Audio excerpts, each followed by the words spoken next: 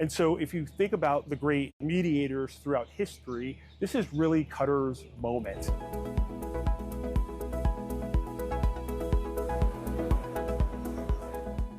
Justice in action, beyond promises to progress, isn't just a theme, it's a challenge. From the opening ceremony of this year's Doha Forum, there was a palpable drive to turn big ideas into real-world results.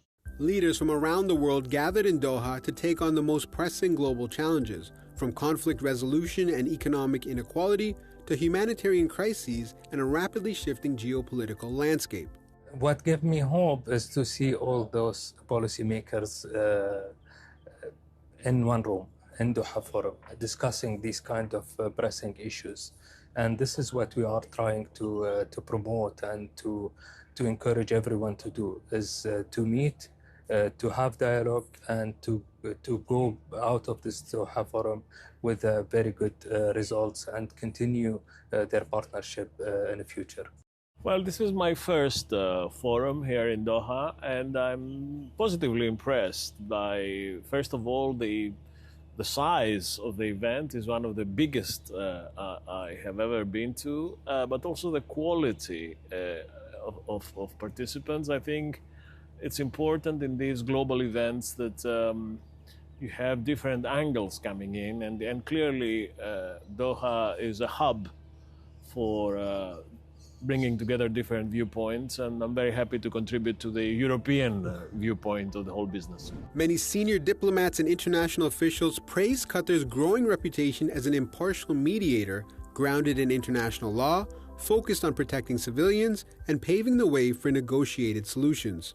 We see Qatar's growing role in the Middle East as well. I mean, all the international mediation that they're doing when it comes to Sudan, but also Gaza, also Ukrainian children, for example, or the Great Lakes.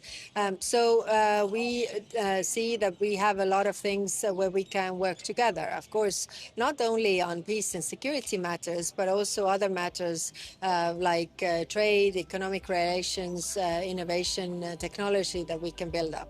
During the forum, the Qatar Fund for Development announced 18 new strategic agreements worth nearly €500 million to support development programs that will benefit more than 4.7 million people worldwide. The big gap is 88% of Africa don't have electricity. This is not acceptable. We cannot create a good economy.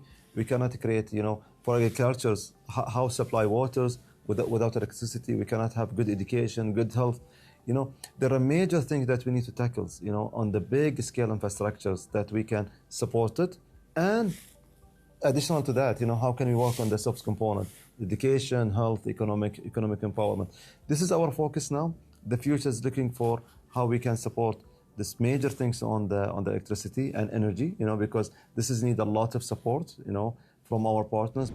For the first time, the forum also hosted a live on-stage podcast produced by Doha Debates, a global platform focused on constructive dialogue using Majlis-style conversations to find common ground.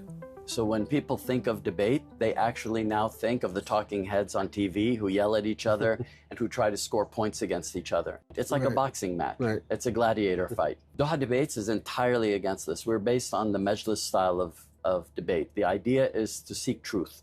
So you and I may disagree. We may have very, very, very existential disagreements.